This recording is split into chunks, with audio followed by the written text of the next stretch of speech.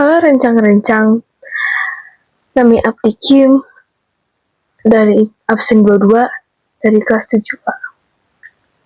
Dinten iya abdi bade nyaritakeun sasakala nyaeta Sangkuriang. Wilujeng ngadengerkeun.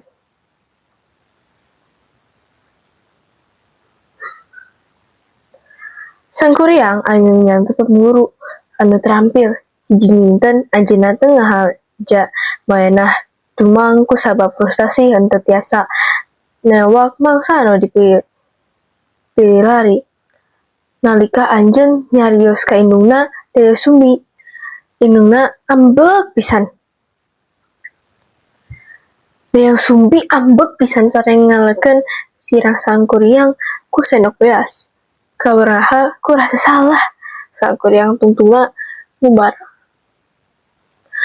Sababaraha taun ti harita Sangkuriang deui ka kota asalna.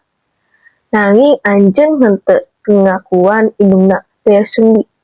Sabab indungna tetep ngaroa kusabab kakuatan mangisna. Sangkuriang bogoh ka Daya Sumbing teras ngalamar anjeunna.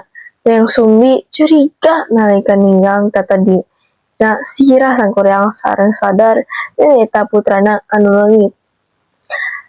Saatos terang yen Sangkuriang nyaeta putrana Daya Sumbing, hoyong nengahkeun pernikahanan.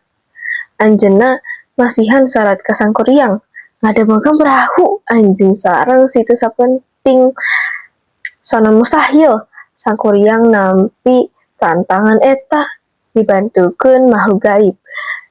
Dayang Sumbi hoyong Sangkuriang gagalkeun cara ngaciptakeun cahaya palsu pikeun nimpung anjeunna.